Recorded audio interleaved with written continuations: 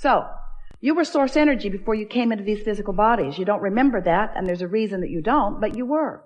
You were source energy before you came into these physical bodies, and now you are an extension of that source energy.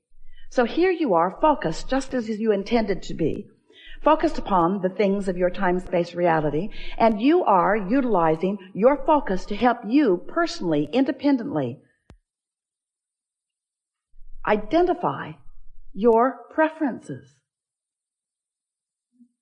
Sometimes you don't really grasp that. You don't really understand how perfect it is and how important it is that you deliberately choose. So anyway, that's step one. You ask for what you want, and you can't stop asking because life just continues to serve itself up to you in ways that cause you to identify your preferences. It happens all day, every day, at all levels of your being. It's really what the evolution of all species is about. So when you know what you don't want, you know what you do want. If someone's rude, you want them to be nicer. If you're rude, you want to be nicer. If you're unhappy, you want to be happier. If something's gone wrong, you want it to go right. In other words, if you don't have enough of something you want more of it. It's a very simple equation, not hard for you to figure it out, and you're doing it all day, every day. But what you may not know is that every time, whether you speak it out loud or not, something happens like that, you are launching these vibrational preferences. And the larger part of you is aware of the preference that you have launched and becomes it, because your inner being is unconditional. Your inner being rides the rocket of your desire. When you say, I prefer something, your inner being doesn't say, well, there aren't that many of them going around. Your inner being doesn't say, well, that's risky business and it's unlikely. Your inner being doesn't say, you don't have the education for that or the money for that or the background for that. When you launch a rocket, a request, a preference, a desire, your inner being becomes a vibrational match to it immediately. And because you are an extension of that inner being who has become a match to it, now you hold the potential of splitting your energy if you don't become a match to it too. You see how it works? When you say, I want that, the source within you says, done. We're there. We've got it. We're a vibrational match to it. Because everything that manifests is first a vibrational frequency. And the source within you will give you this, can more easily match your desires because in the energy stream, it is immediate. In your manifestational world, you've got some bugs to work out of your vibrational frequency. Source doesn't have to work those bugs out because Source already believes in you. Source already knows your value. Source already knows your worthiness. Source remembers why you came and who you are. So when you launch a rocket about something that you would like more of, Source is right there in that frequency. And in fact, the only reason that any of you ever feel any slight or strong negative emotion is because Source finds the frequency, the fullness of the desire that you have launched, and when you don't, there's vibrational discord between you and Source. Does that make sense to you?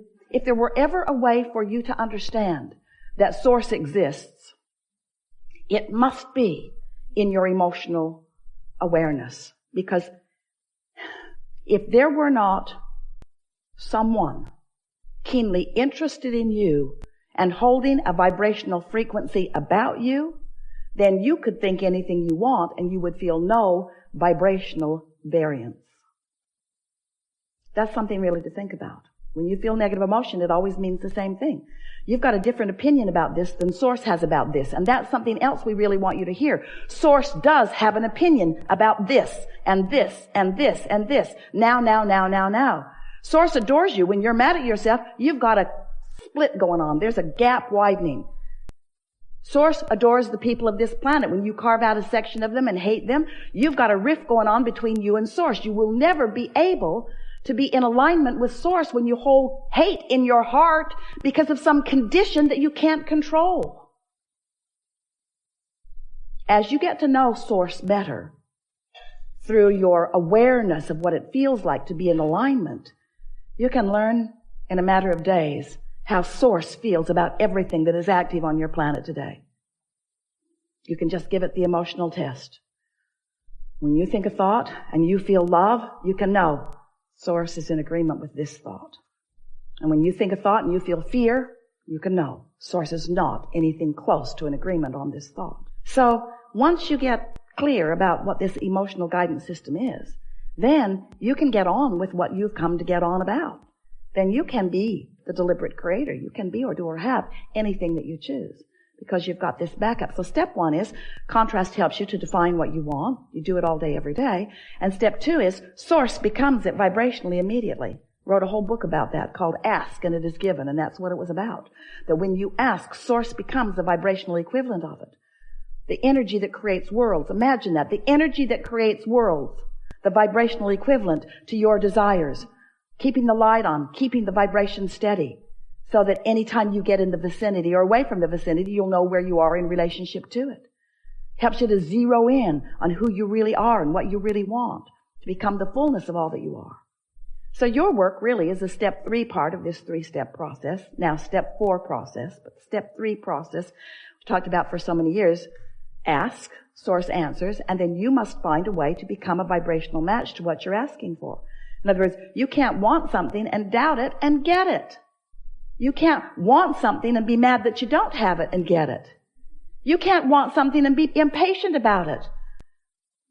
The flight attendant said, "Thank you for your patience." And Esther said, "You're confused about who." We must be talking about the previous flight because no patience happening here. You can tell by the way you feel whether you are in alignment or whether you are not.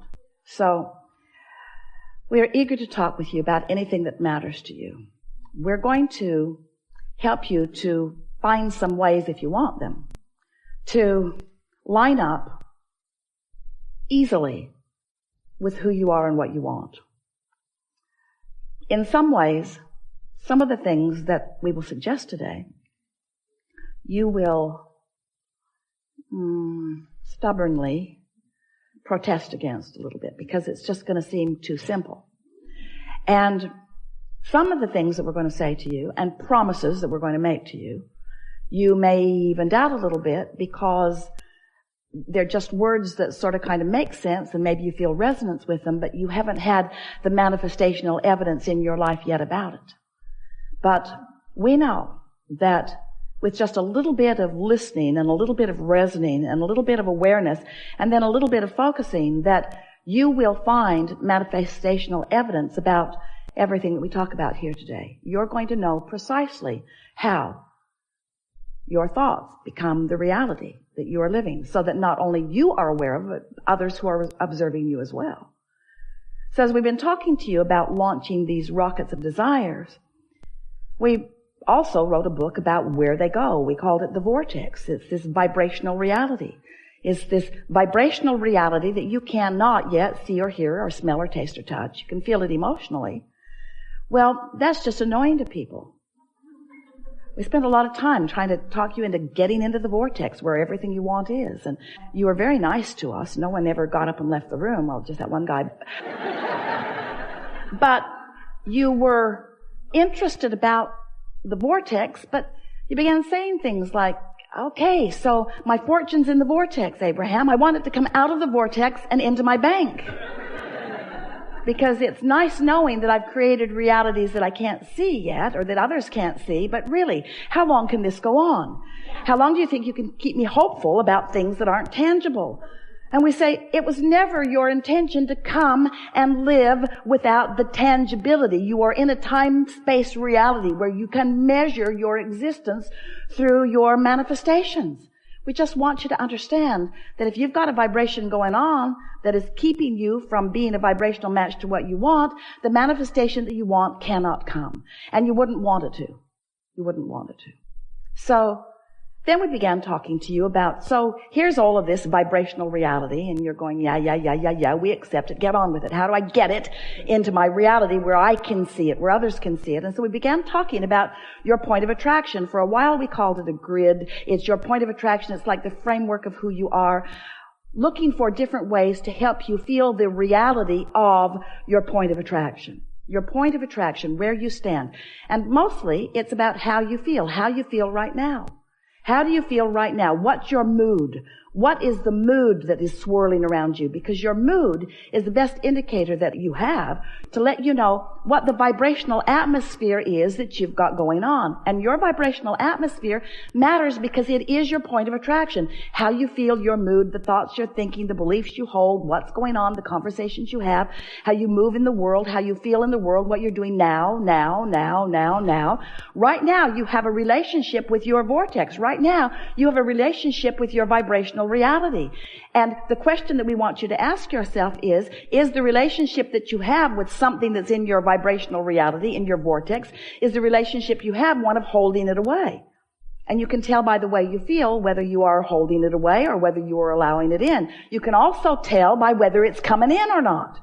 We're not asking you to just hold yourself in this emotional state of being and just take our word for it. What we're saying to you is take our word for it, hold yourself in the emotional state of being, and watch the evidence move from your vibrational reality into your reality until before long you will have such confidence in your ability to manifest anything that you desire, because you will have discovered what kinds of things you've been doing that have been preventing the things that you want from coming easily.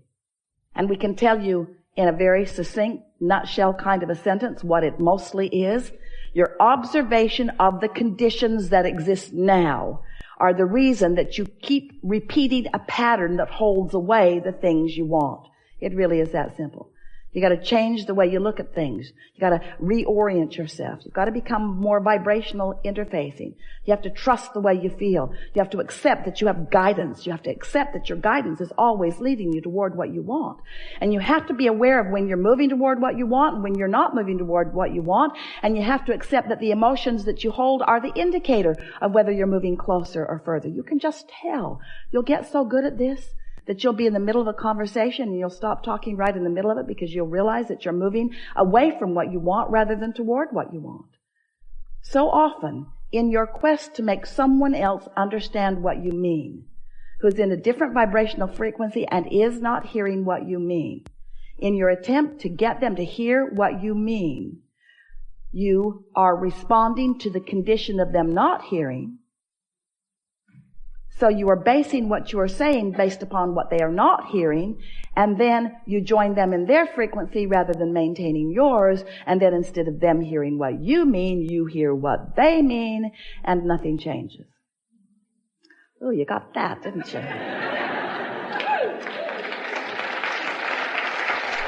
So, let's just start talking about some stuff that's important to you, and let's make everything that we said just now more tangible for you. We want you to feel your thoughts becoming manifested. We want you to feel the movement of the vibration into awareness, into emotion, and then into see it, hear it, smell it, taste it, touch it, tangible, manifested stuff, just like you intended. You're not here just to accumulate stuff, but you are here as a masterful creator. You're here to mold the energy. And how your life is playing out is evidence of how you're doing. We have enjoyed this interaction immensely.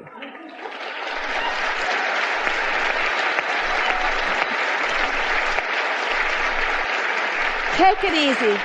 Be easier about everything. Be more playful. Have more fun.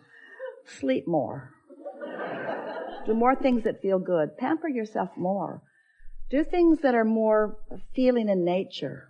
Get out there where the gardens smell good and look at the ocean that looks good. Do more things that just make it easy for you to feel good in the moment.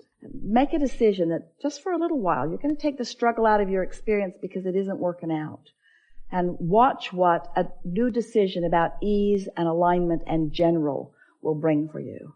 We speak this to you easily and wholeheartedly and with complete confidence in the wonderful things that are coming to you because we've seen your vortex. We know what you've created. And we can feel the shift in you. And so we know that obvious, measurable improvement is right on your doorstep. And we will revel with you in every realization that you have about it. There is great love here for you. And as always, we remain in your vortex.